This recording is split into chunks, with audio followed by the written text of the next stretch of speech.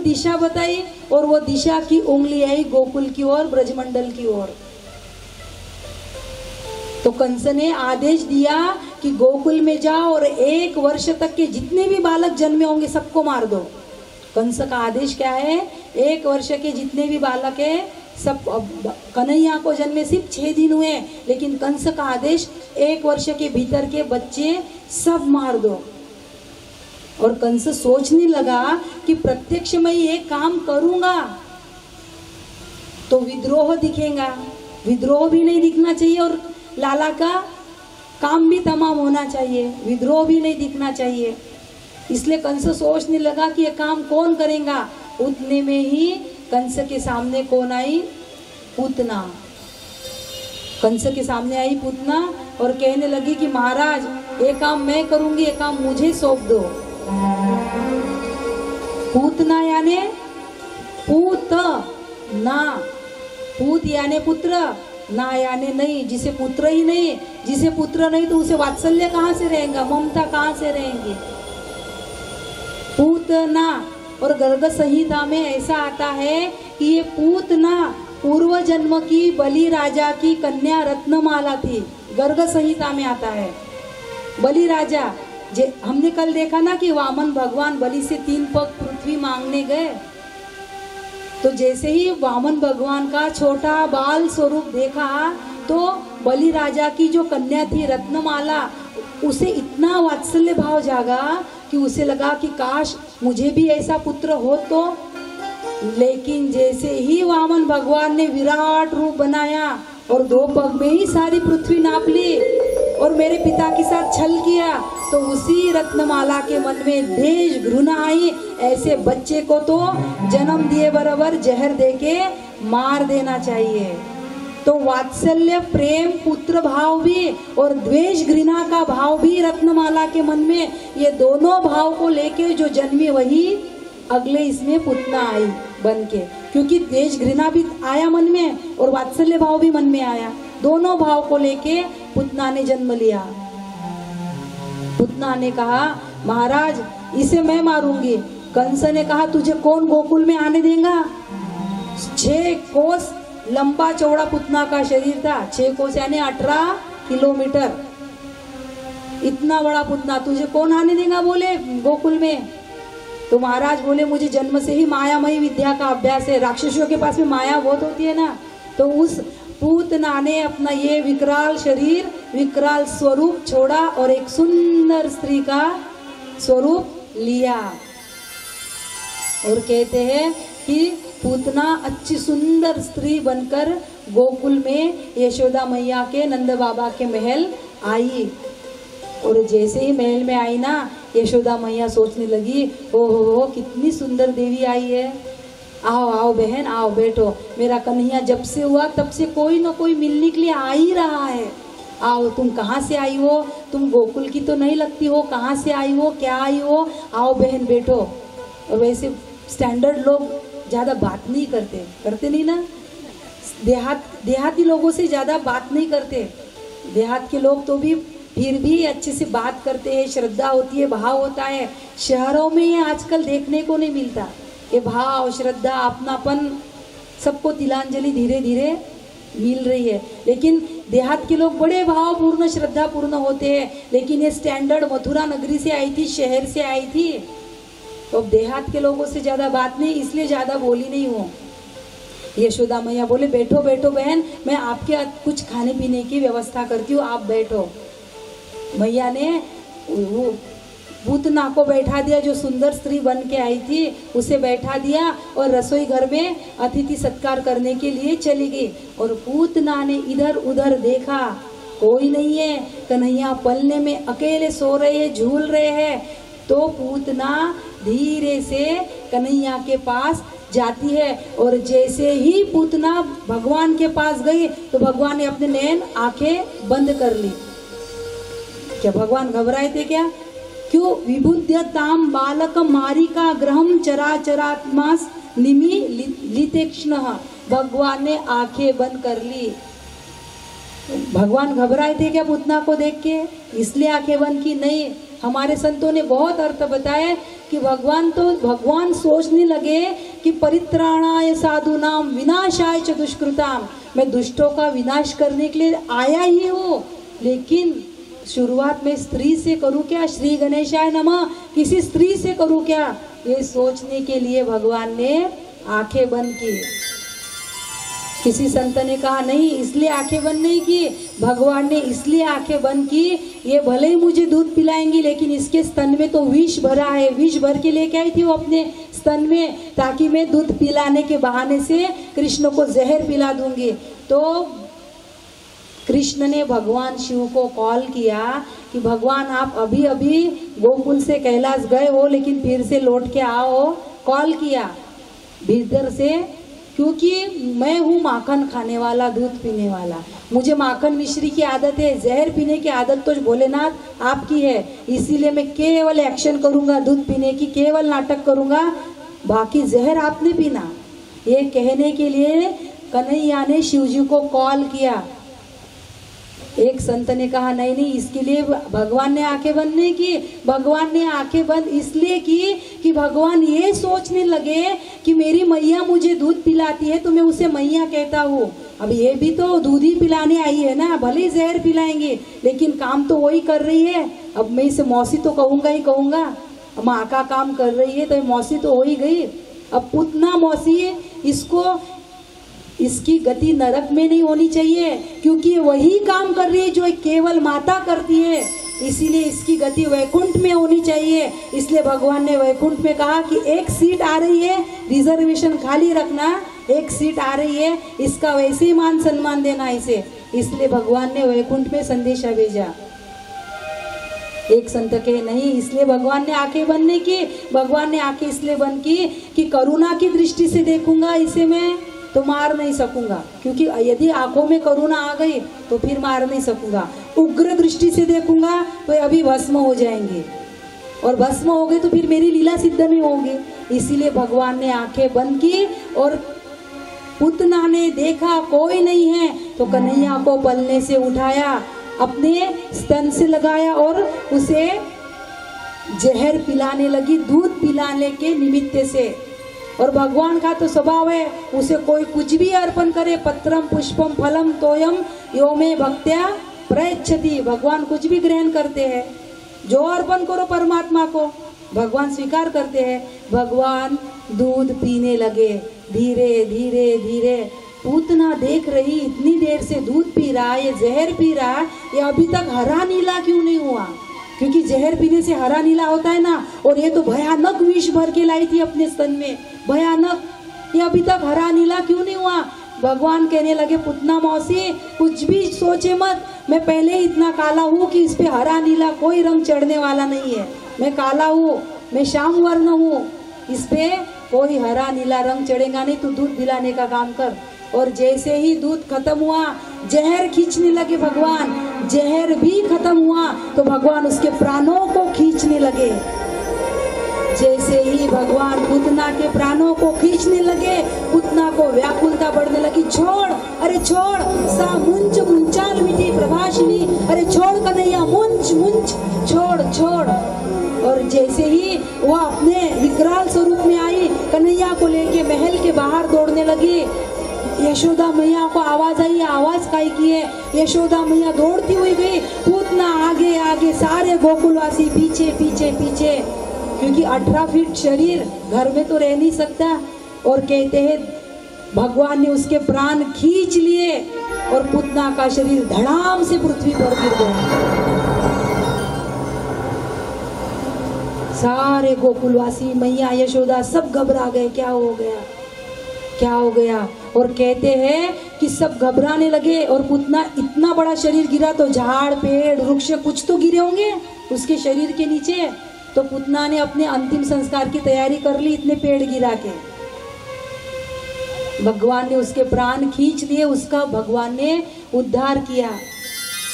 और कहते सारे गोकुलवासियों को जब कन्हैया उसके वक्षस्थल पे दिखे तो सारे गोकुलवासियों के जान में जान आई कि हमारा कन्हैया सुरक्षित है। उसके शरीर पे चढ़ के कन्हैया को लेके आए, गोमया से, गोबर से कन्हैया का स्नान किया, गैया मैया की पूंछ से उसकी नजर उतारी, और जब पुतना का शरीर जलाया ना तो भागवत में वर्णन है कि उसके शरीर से सुगंध निकलने लगी।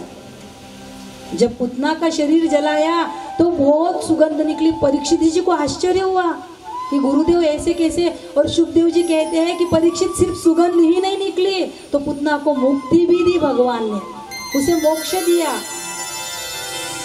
कौन सा मोक्ष दिया? जो बहुत बार यशोदा मैया को गति देंगे वही गति मेरे भगवान ने पुतना को दी, वही मुक्ति दी। तो भगवान ने पुतना को ऐसी गति क्यों दी? पुतना का क्या अच्छा लगा भगवान को? पुतना का नाम अच्छा नहीं है। पूत यानी पवित्र भी होता है, जो ना यानी नहीं, पूत यानी पवित्र, जो पवित्र नहीं है। और वैसे भी पुतना का नाम आज भी कोई नाम रखता है क्या? 4 नाम कोई नहीं रखते हैं क्या? पुतना, मंथरा, शूर्पणखा और ताड़का, ये 4 नाम कोई नहीं रखते आज भी। रामावतार में राम जी ने सबसे पहले ताड़का को मारा, और कृष्ण अवतार में सबसे पहले कृष्ण ने पूतना को मारा, उसका उद्धार किया। अच्छा, पूतना का नाम भी अच्छा नहीं है तो फिर हो सकता पूतना का काम अच्छा हो, मुक्ति दी भगवान ने। पूतना का काम अच्छा हो, पूतना का काम भी अच्छा नहीं है। कौन सा अच्छा काम है? बालकों को मारना, ईर्ष्या। अच्छा, पूतना का नाम अच्छा नहीं, काम अच्छा नहीं, भाव अच्छा होगा। भाव भी अच्छा नहीं है पूतना का, ईर्ष्या, द्वेष, घृणा के भाव को लेके आई थी वो, भाव भी है। अच्छा, कुल अच्छा होगा, कुल भी अच्छा नहीं, असुर कुल की है। नाम अच्छा नहीं, काम अच्छा नहीं, भाव अच्छा नहीं, कुल अच्छा नहीं, खान पान अच्छा होगा। अब असुरों का खान पान कैसे है? फिर कुछ भी अच्छा नहीं। मेरे भगवान क्यों रिझ गए पुतना पे, क्यों उसको गति दी? तो भागवत में कहते हैं स्तनम दद्वा सद्गतिम आप, स्तनम दद्वा सद्गतिम आप। पुतना ने वही काम किया जो काम एक केवल वात्सल्यमयी माता करती है। पुतना चाहती तो गला घोट के भी मार सकती थी, लेकिन नहीं, एक माँ ही अपने बच्चे को दूध पिलाती है, और वही काम पूतना ने किया। बस भगवान इसी गुण पे उस पे रीझ गए, परमात्मा रीझ गए। न जाने कौन से गुण पे दयानिधि रीझ जाते हैं, न जाने कौन से परमात्मा कब किस पे रीझ जाए, कब किस पे खींच जाए, भरोसा नहीं है। नीजे रीझे ते खींचे ते निज लोक दई, खींचे ते निज लोक दई, रीझे ते दई लंक। जिस रावण पे खींच गए उसे अपना लोक दिया, खींचे ते निज लोक दई, रीझे ते दई लंक। जिस विभीषण पे रीझ गए उसे लंका का राज्य दिया सिर्फ। खींचे ते निज लोक दई, रीझे ते दई लंक। अंधाधुंध सरकारे तुलसी भजो निशंग। अंधाधुंध है मेरा परमात्मा, बस भजन करो, प्रेम करो, स्मरण करो। न जाने किस गुण पे दयानिधि रीझ जाए। कंस सोचने लगा कि पुतना गई, अभी तक नहीं आई। पुतना गई लेकिन अभी तक नहीं आई, और कोई संदेशा भी नहीं भेजा, कोई व्हाट्सएप मैसेज भी नहीं दिया, अभी तक नहीं आई। तो कंस ने शक्टासुर को भेजा। अब किसको भेजा कंस ने? शक्टासुर। शक्टासुर आया गोकुल में। जिस शकट के नीचे कन्हैया को बांध के कन्हैया को सुलाया था, उसी शकट के ऊपर शक्टासुर बैठ गया आके। कृष्ण ने देखा, अच्छा मामा ने अब छकड़ा यानी मोटर गाड़ी भेजी है, खिलौना। कन्हैया ने अपना बाया चरण लगाया है उस शकट को, और शकट उसके ही आंख में उल्टा गिर गया और शक्टासुर का वध हो गया। भगवान ने उसका भी उद्धार किया। कंस ने सोचा पुतना गई, अभी तक नहीं आई, शक्टासुर गया, अभी तक नहीं आया, ये जाके कर क्या रहे हैं वहां ये लोग। तो अब कंस ने क्या भेजा? तृणावर्त नाम का राक्षस भेजा। तृणावर्त, ये तृणावर्त मालूम है क्या? बवंडर के रूप में आया। बवंडर यानी झंझावात, वो गोल गोल गोल गोल हवा घूमती है ना, गोल गोल गोल गोल। बवंडर के रूप में, झंझावात के रूप में वो तृणावर्त आया और आंगन में खेलने लगा, गोल गोल गोल गोल खेलने लगा। कन्हैया ने देखा, पहले मामा ने गुड़िया भिजवाई पुतना रूपी, बाद में मोटर गाड़ी छकड़ा भिजवाया। अब मामा ने आकाश पालना भिजाया और मैया है कि मुझे छोड़ती नहीं, यशोदा मैया मुझे छोड़ती नहीं। इसीलिए भगवान ने क्या किया, अपने गरिमा शक्ति का स्मरण किया। गरिमा शक्ति का स्मरण करके भगवान का वजन बढ़ गया और जैसे ही वजन बढ़ा मैया को भारी लगने लगा कन्हैया। इसीलिए मैया ने थोड़ी देर के लिए कन्हैया को नीचे रख दिया और तृणावर्त को कन्हैया को उठाने का अवसर मिल गया। तृणावर्त कन्हैया को उठाया तृणावर्त ने और गोल गोल घुमाते हुए मथुरा की ओर ले जाने का प्रयत्न किया। मथुरा की ओर कन्हैया कहने लगे, भाई तुझे घुमाना है गोकुल की परिधि में घुमा, मथुरा नहीं। 11 साल 55 दिन तक मेरा संकल्प है कि मैं मथुरा में नहीं आऊंगा, इसीलिए उधर के परिधि में मत जा, घुमाना है इधर इधर घुमा। अब शक्तासुर को ले जाना था मथुरा, तृणावर्त को ले जाना था उसे मथुरा। इसीलिए परमात्मा ने जोर से मुष्टिका का प्रहार किया और तृणावर्त धराशायी हुआ। भगवान ने तृणावर्त का भी उद्धार किया। कन्हैया ने बचपन से ही, जन्म से ही अपना काम शुरू कर दिया था साफ सफाई का। बचपन से ही 6 दिन की आयु से ही। और कहते हैं अब भगवान का नामकरण संस्कार का समय आया। श्री सुखदेव जी कहते हैं, परीक्षित जी अब भगवान का नामकरण संस्कार का समय आया, इसीलिए वसुदेव जी ने गर्गाचार्य जी को भेजा था, क्योंकि वसुदेव जी के पुत्र थे ना। वसुदेव यदुवंश के कुलगुरु गर्गाचार्य जी थे और नंद बाबा के कुलगुरु शांडिल्य ऋषि थे। और वसुदेव जी की इच्छा थी कि हमारे कुल के बालक है तो हमारे ही कुल के कुलगुरु के द्वारा इनका नामकरण संस्कार हो। पहले गुरु नामकरण संस्कार करते थे। पहले वशिष्ठ जी, राम जी का नाम भी वशिष्ठ जी नहीं रखा ना। नामकरण अवसर ते ही जानी, पठये भूप बोली मुनि ज्ञानी। दशरथ जी ने भी वशिष्ठ जी को बुलाया था, नामकरण का जैसे अवसर आया। और आज कृष्ण का, बलराम भैया का नाम रखने के लिए वसुदेव जी की प्रेरणा से गर्गाचार्य जी गोकुल में आए थे। नामकरण भी एक संस्कार है। नाम कोई भी, जो भी हम नाम रखते हैं ना और बार बार उसका उच्चारण होता है ना, तो बार बार उच्चारण से उस नाम का प्रभाव भी बच्चों के मन और मस्तिष्क पे होता है। बार बार जो हम बोलते हैं, एक ही चीज को बार बार रटन करते हैं, उसका प्रभाव होता है।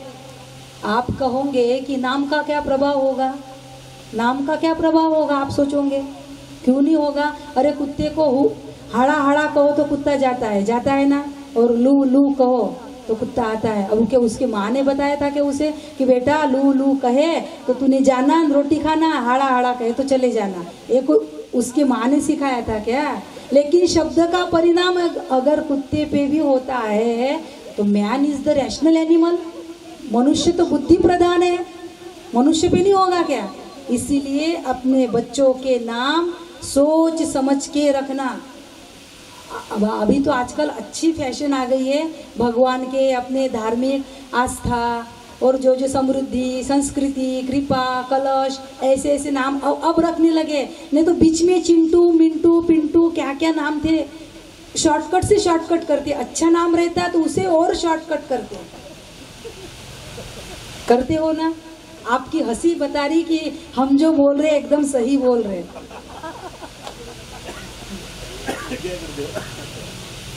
अभी तो फिर भी अच्छा आ गया है कि बच्चों के नाम अब अपने शास्त्रों पे भक्ति, भाविका, ऐसे नाम रखते हैं। अब अच्छे लगता है ऐसे नाम सुनते हैं तो। आराधना, साधना, ऐसे अच्छे लगते हैं। ऐसे नाम रखना, यही संस्कृति को बचा के रखना। नामकरण एक संस्कार है।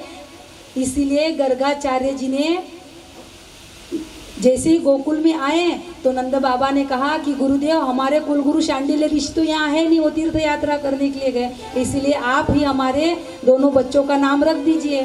तो गर्गाचार्य जी ने कहा, नंद बाबा मैं यदुवंशियों का कुलगुरु हूँ और मैंने आपके बच्चों का नाम रख दिया, तो कंस को पूरी शंका होंगी कि देवकी का 8वां लाल यही है, अष्टम गर्भ यही है।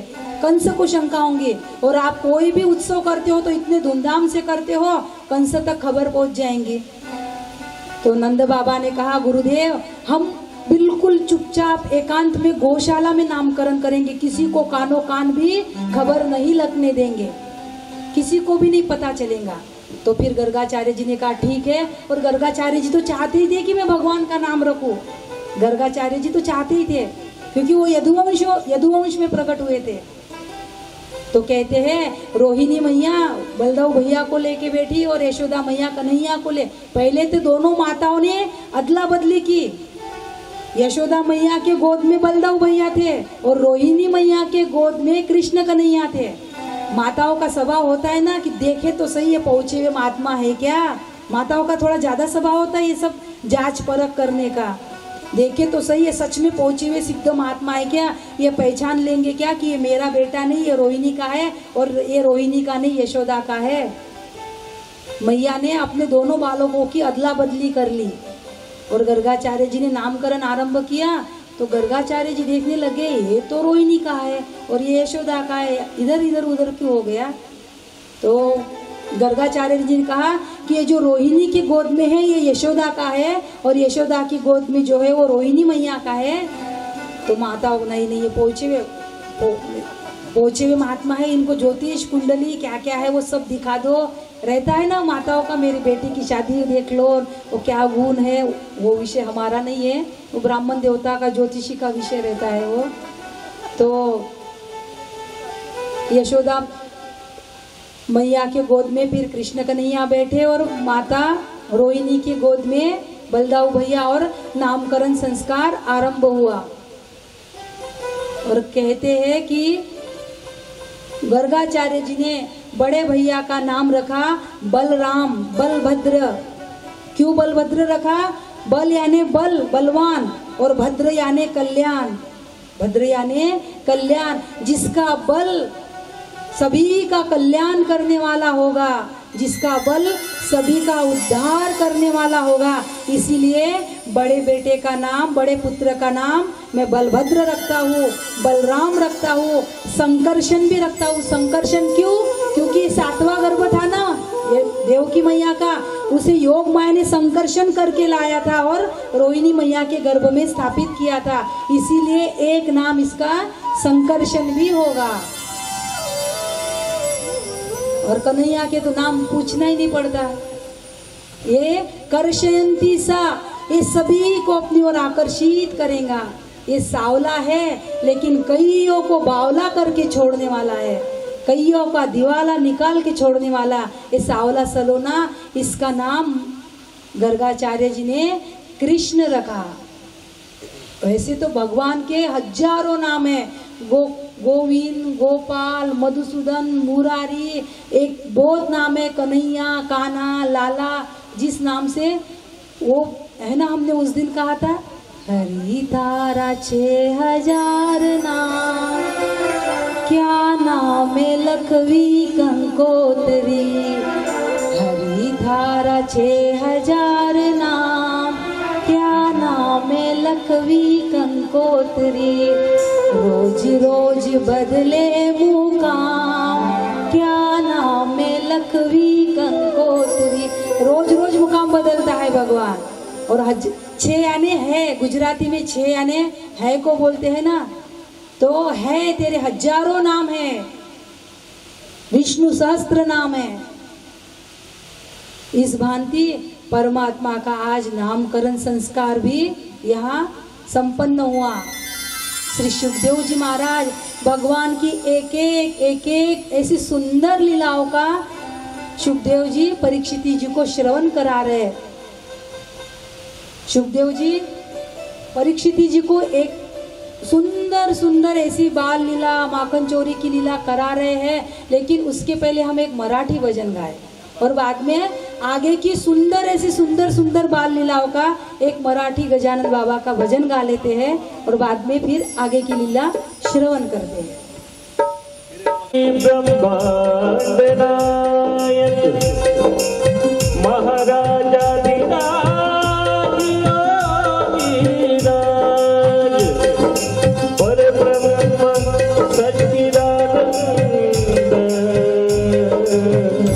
भक्ति प्रतिपालक शेगावी निवासी समर्थ सद्गुरु श्री गजानन महाराज की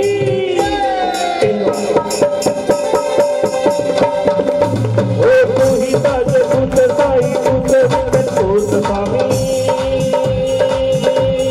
हो तू ही ताज पुत साई पुत विठ्ठल पुत स्वामी दरबारी आलो आहो दरबारी आलो आहो जोड़ी भरो दे गुरु आए जोड़ी भरो दे गुरु आए जोड़ी भरो दे गुरु आई जोड़ी भरो दे गुरु आई हो तू ही ताज पुत साई पुत विठ्ठल पुत स्वामी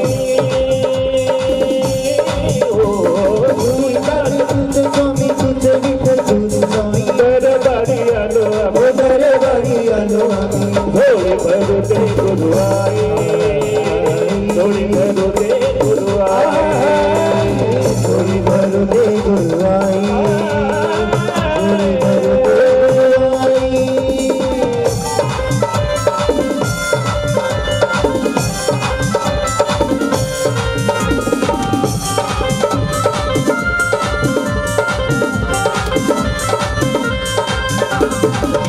ओ तू अनंत हो सत्य नाम रूपे नित्य नाम रूपे बेटी नित्य नाम रूपे बेटी ओ तू करता शांति तू सदा सुख शांति दूध दाता सुख शांति दूध ओ मंगल आदि गुण नव लीला सर्व करणी ओ मंगल आदि गुण नव लीला सर्व करणी दरबारी आलो आहो दरबारी आलो ओ दरबारी आलो आम्ही दरबारी आलो आम्ही जोड़ी भरो दे गुरु आए जोड़ी भरो दे गुरु आए जोड़ी भरो दे गुरु आई जोड़ी भरो दे गुरु आई जय हो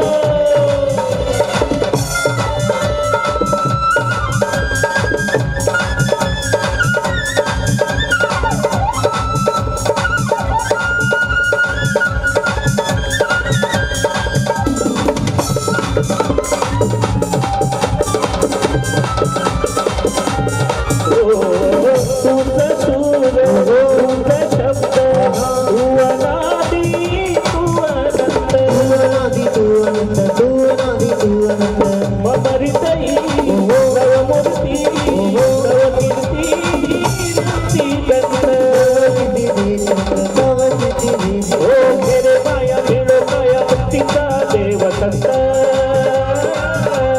हो मेरे माया मिलो माया भक्तिचा देव संत दरबारी आलो आम्ही दरबारी आलो आम्ही जोड़ी भरो दे गुरु आए जोड़ी भरो दे गुरु आई जोड़ी भरो दे गुरु आई जोड़ी भरो दे गुरु आई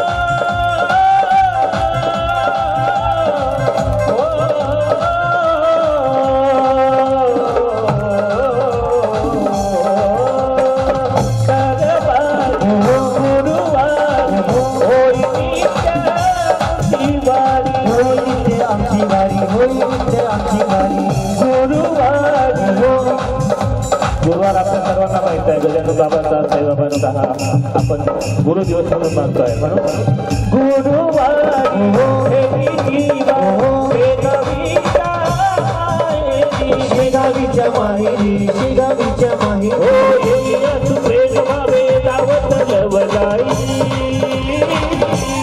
हो येईया प्रेम भावे दावत लवलाई दरबारी आलो आम्ही दरबारी आलो आम्ही जोडी भरू दे गुरुवाई जोडी भरू दे गुरुवाई जोडी भरू दे गुरु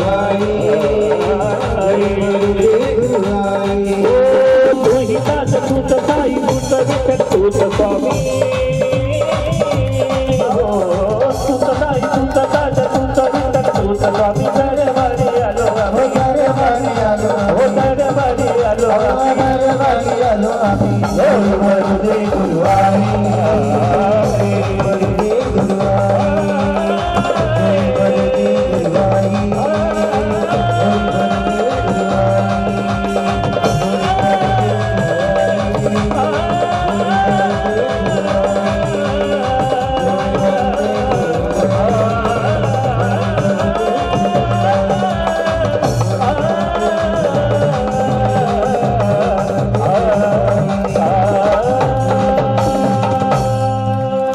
बोलो गजानन महाराज की ही घर में, अपने ही घर में सुना घर देख के घुटमन चल रहे थे। और वो बच्चा थोड़ा थोड़ा कोई चीज पकड़ के चलता है ना, खड़े होके 9-10 महीने होने के बाद, जब भी 1 साल के तक, जैसे ही कन्हैया अब किसी चीज का आधार लेके ऐसे चलने लगे, तो कन्हैया को अपने ही महल में, अपने ही घर में ऐसे रत्न जड़ित खंबे थे। नंद बाबा का जो महल था ना, उसमें जो ऐसे खंबे थे उसमें रत्न जड़े थे। और ऐसे ऐसे हमने सुना है कि नंद बाबा का जो महल था ना, वो 85 चौक का था। पहले चौक रहते थे ना घरों में, 85 चौक का था। और एक एक चौक कितना बड़ा था पता है? एक एक चौक में 10-10 हजार गैया बांध सकते हैं, इतना बड़ा एक एक चौक था। ऐसे 85 चौक थे, ऐसे 85 चौक थे। और उसमें ऐसी ऐसी फर्श लगी थी हीरे रत्ने से जड़ी हुई, कि जब वसुदेव जी कन्हैया को लेके आए थे ना टोकरी में, तो ऐसी फर्श, ऐसे रत्न वसुदेव जी ने भी पहले बार देखे थे नंद बाबा के घर। इतना ऐश्वर्य था नंद बाबा के घर। जो खंबे थे ना, तो उस खंबे रत्न जड़ित थे, उसमें हमारा ही प्रतिबिंब दिखता है। आईने में कैसे दिखता है, ऐसे हमारा ही। तो कन्हैया ऐसे चलने लगे ना, तो कन्हैया को खुद का ही प्रतिबिंब खंभों में दिखने लगा। कन्हैया छोटे 9-10 महीने के बच्चे को थोड़ी समझता है कि मेरा ही स्वरूप है। तो कन्हैया को लगा कन्हैया माखन चुरा रहे थे, जैसे कन्हैया करते थे वैसे वो खंभों में दिखता था। कन्हैया को लगा कि मुझे किसी ने माखन चुराते हुए देख लिया। मैया तो घर के काम में व्यस्त थी, सुना घर देख के कन्हैया घर में ही चोरी करने लगे माखन की। और जैसे खंभे में देखा कि मुझे कोई देख रहा है, तो कन्हैया उससे कहने लगी, देख भैया, मेरी मैया से कुछ मत कहना, मैं तुझे बराबर का हिस्सा दूंगा माखन का, बराबर का। मेरी मैया से कुछ भी मत कहना। अब तोतली भाषा में बोल रहे थे कन्हैया, मैया काम कर रही थी। अब बच्चा जब पहली बार बोलता है तो माता को खुशी कितनी होती है, आपको पता है। मैया को लगा मेरा कन्हैया क्या बोल रहा है तोतली भाषा में। तो मैया काम करते करते भीतर आई और पूछने लगी, देखने लगी, तो कन्हैया और डर गए कि मैया आ गई। तो कन्हैया ने बात बदलते हुए, अब चतुरा तो शिरोमणि, नटखट तो है ही वो, देखना मैया ये अपने घर में कौन घुस आया है बोले चोरी करने के लिए, है ना, खुद को ही खुद दिखा रहे। देखो ना बोले मैया कौन आया चोरी करने के लिए, मैं इसे डांटता हूँ तो ये मुझे डांटता है बोले फिर से। ये देखो बोले मैया चोरी कर रहा बोले अपने घर में। अब मैया ऐसी बाल लीला देख के मैया तो इतनी आनंद में डूब गई कि जिसकी कोई व्याख्या ही नहीं, वर्णन ही नहीं। सुखदेव जी कहने लगे कि परीक्षित, भगवान ने ऐसी इतनी लीलाएं की। एक बार बलराम भैया और कृष्ण ने क्या किया, घर के बाहर आए, घर के बाहर बैल बंधे थे, रहते हैं ना, पहले तो सब था, अब आजकल नहीं रखते इतना कोई, लेकिन पहले था। तो बैल बंधे थे, बैल बैठा था, तो एक बैल के सींग को कृष्ण ने पकड़ा और एक बैल के सींग को बलदाऊ भैया ने पकड़ा। अब बैल बैठा है, उसके सींग को कोई ऐसे ऐसे हिला है, वो तो खड़ा होगा ना, उसको डर लगता है, वो खड़ा हो गया तो बलदाऊ और कन्हैया दोनों लटक गए ऐसे ऐसे ऐसे, चिल्लाने लगे मैया मैया मैया मैया। मैया दौड़ती हुई आई और उन्हें पकड़े, उतने में नीचे गिर गए गोबर में।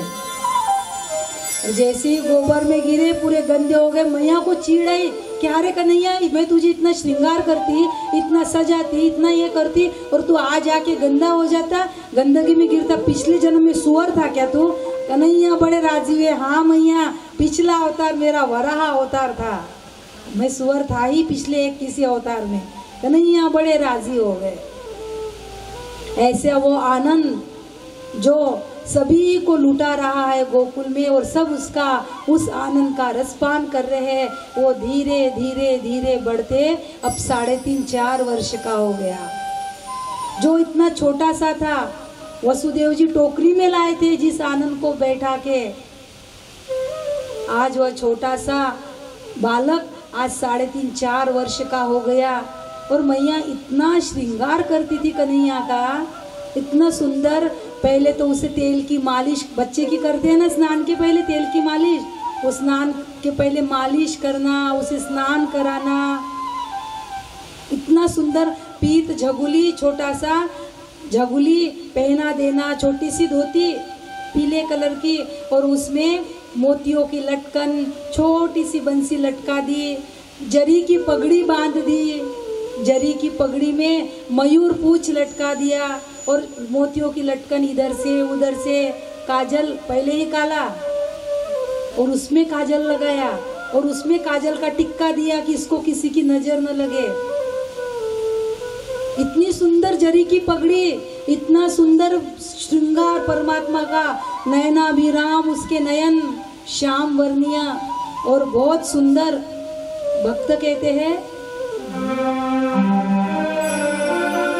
जरी की पगड़ी बांधे है सुंदर आंखों वाला, जरी की पगड़ी बांधे सुंदर आंखों वाला, कितना सुंदर लागे बिहारी, कितना लागे प्यारा। जरी की पगड़ी बांधे सुंदर आंखों वाला, जरी की पगड़ी बांधे सुंदर आंखों वाला, कितना सुंदर लागे बिहारी, कितना लागे प्यारा। जरी की पगड़ी बांधे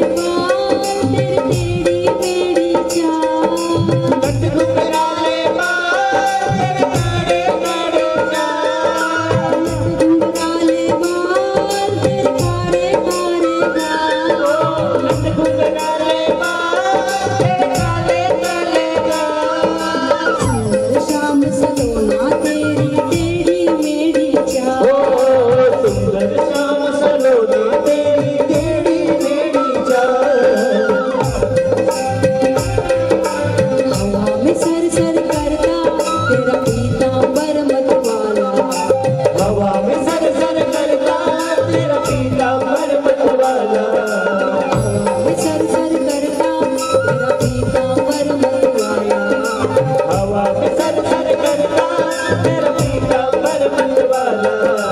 कितना सुंदर लागे बिहारी कितना लागे प्यारा। कितना सुंदर लागे बिहारी कितना लागे प्यारा।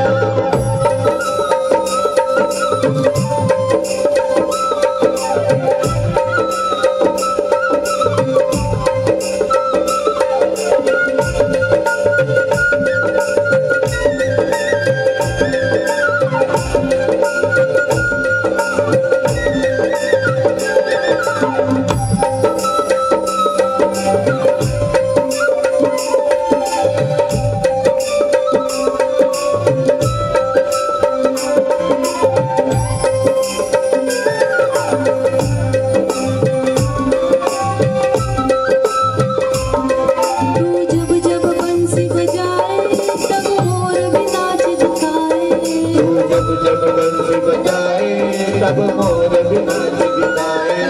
बंसी बजाते थे ना तो मोर भी अपने पंख फैला के नृत्य करता था। अरे कन्हैया है ही ऐसा।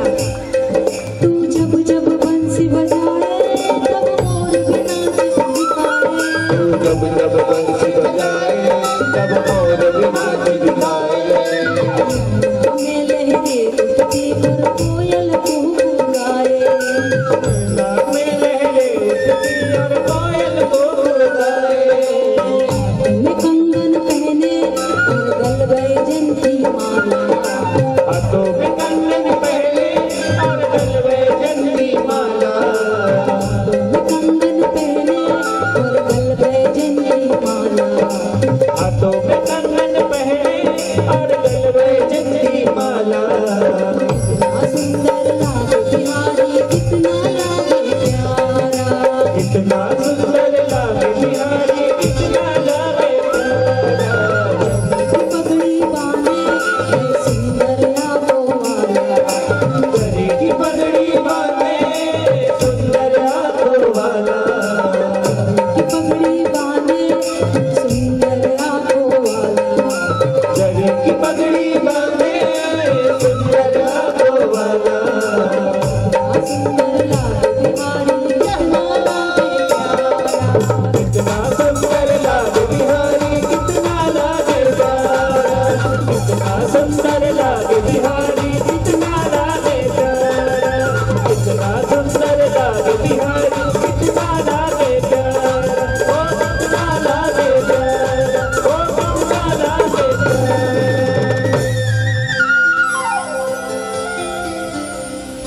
ऐसा सुंदर श्याम सलोना जरी की पगड़ी बांधे है सुंदर आंखों वाला।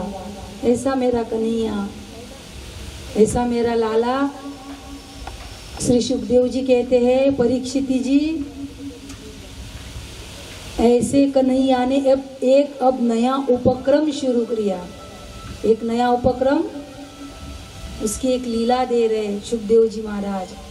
और आज कृष्ण भगवान की जो बाल लीलाएं है ना, उसको श्रवण करने के लिए शेगांव से बंकटलाल जी की पोती, उनकी पोती भी मंडप में उपस्थित है। यानी शेगांव से कहाँ से आई वो नहीं मालूम, लेकिन बंकटलाल जी अग्रवाल जो शेगांव के हैं, उनकी पोती दोईती कांता देवी, वो भी आज भगवान की बाल लीला श्रवण करने के लिए आई है। बंकटलाल की सबकी दोस्ती है। और कहते हैं गजानन महाराज आज की जय। देखो इतनी उम्र हो गई लेकिन फिर भी बैठे हैं श्रवण करने के लिए। इस कन्हैया ने नया उपक्रम क्या शुरू किया? कन्हैया ने, कृष्ण ने देखा, पूरे गोकुल में निरीक्षण किया। अब 5 वर्ष का हो रहा ना धीरे धीरे, तो पूरा निरीक्षण किया कन्हैया ने। गोकुल में देखा कि गौओं की सेवा हमने करना, गैया की सेवा हमने करना, और गैया का सारा गोरस मथुरा जाना। सब गोरस मथुरा जाता था। दूध, घी, दही, मक्खन, छाछ, सब का सब मथुरा जाना। यानी सेवा करने वाले हम ग्वाल बाल सूखते जा रहे, और कंस ने माल खाना। कन्हैया ने देखा। अब कन्हैया को तो ये चीज कैसे पसंद आएंगी, इसीलिए कन्हैया ने एक नया उपक्रम किया। एक क्रांतिकारी कदम उठाया कन्हैया ने। दिखने के लिए दिखी भले ही ये माखन चोरी, लेकिन कन्हैया का ये क्रांतिकारी कदम है, क्योंकि कंस का ऐलान है कि सारा गोकुल का गोरस मथुरा आना चाहिए। ये कंस का ऐलान है। इसीलिए कन्हैया ने क्या किया कि सारे गोपियों को पूरे गोकुल में ऐलान कर दिया कि सुनो गोपियों, अब कल से ये गोरस मथुरा नहीं जाएगा। दूध दही घी मक्खन कुछ भी मथुरा नहीं जाएगा।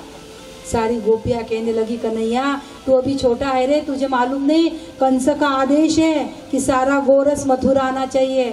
यदि उसके आदेश का पालन नहीं हुआ वो हमको सबको सूली पे चढ़ा देगा, इसलिए हमें जाने दे।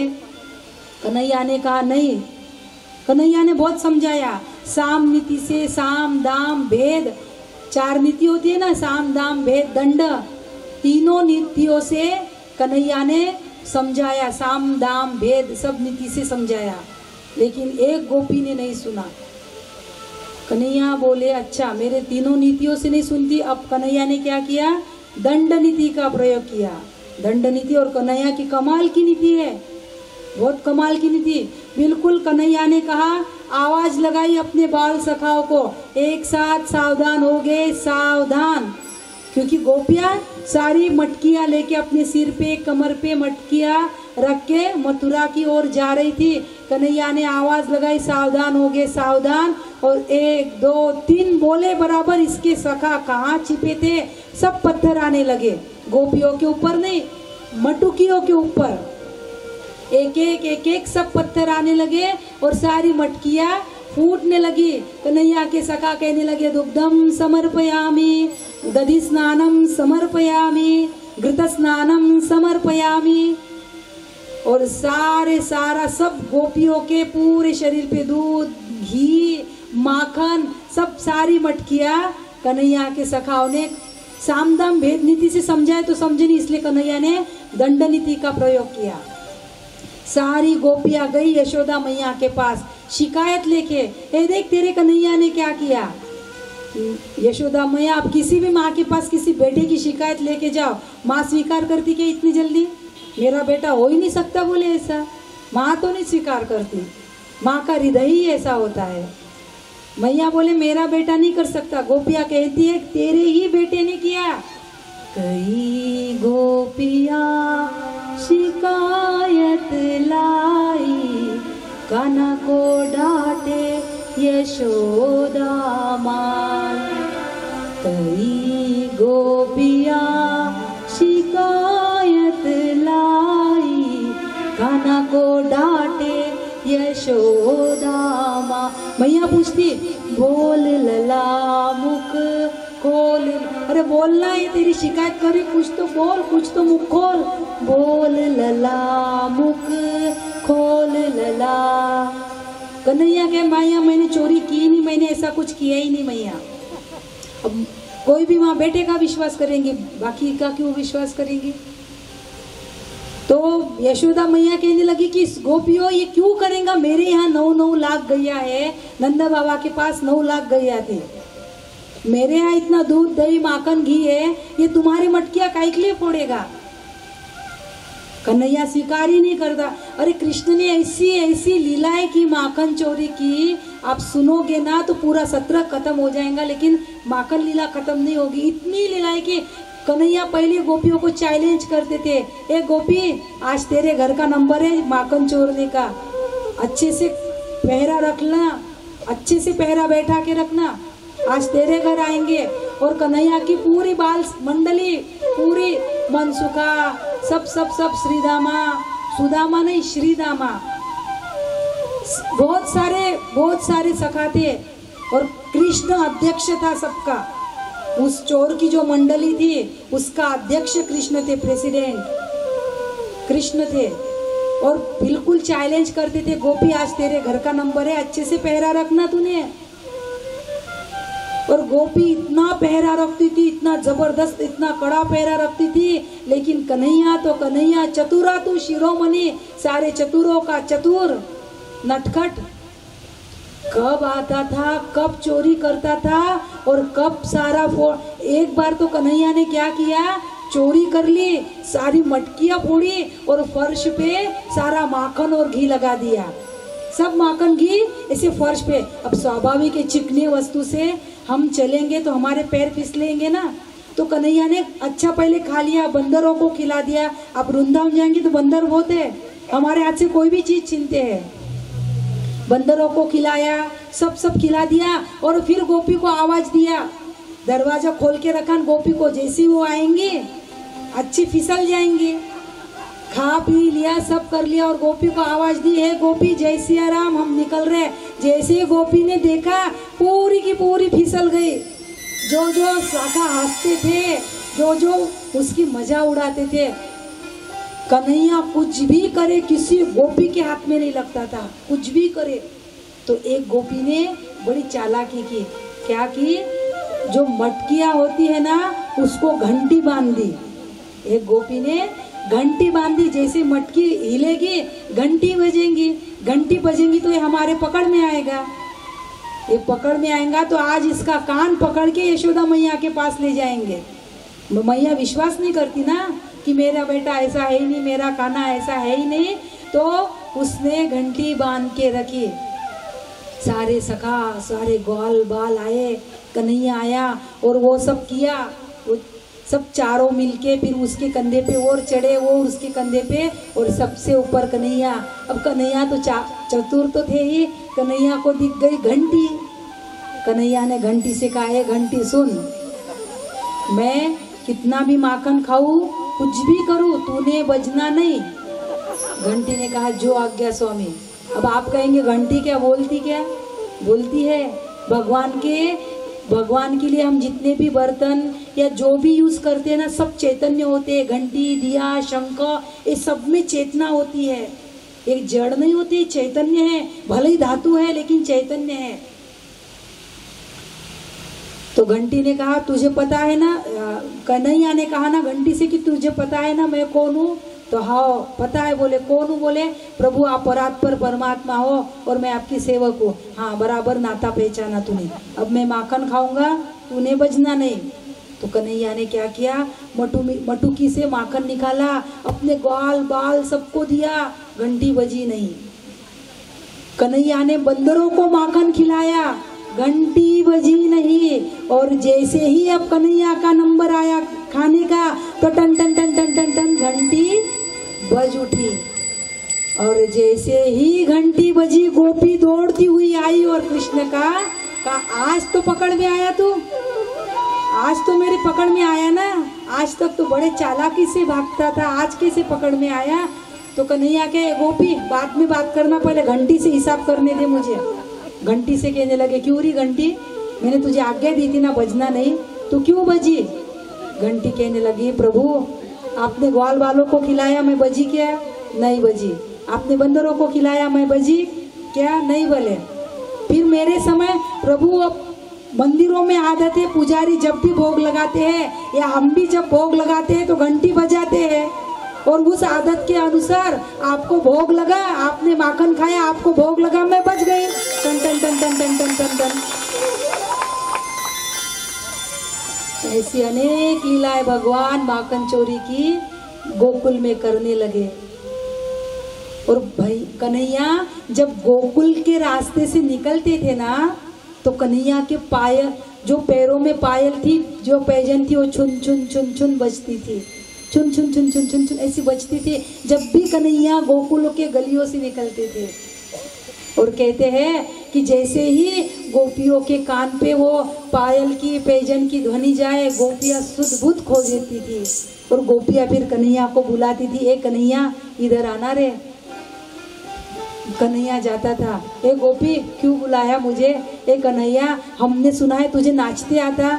नहीं नहीं मुझे नाचते नहीं आता। ए कन्हैया नाच के दिखाना रे, हम तुझे माखन देंगे, हम तुझे। और कन्हैया को माखन बोला कि बड़ा आकर्षण था। एक राधा, राधे राधे राधे राधे कोई बोलो तो कन्हैया प्रेम मग्न होते हैं।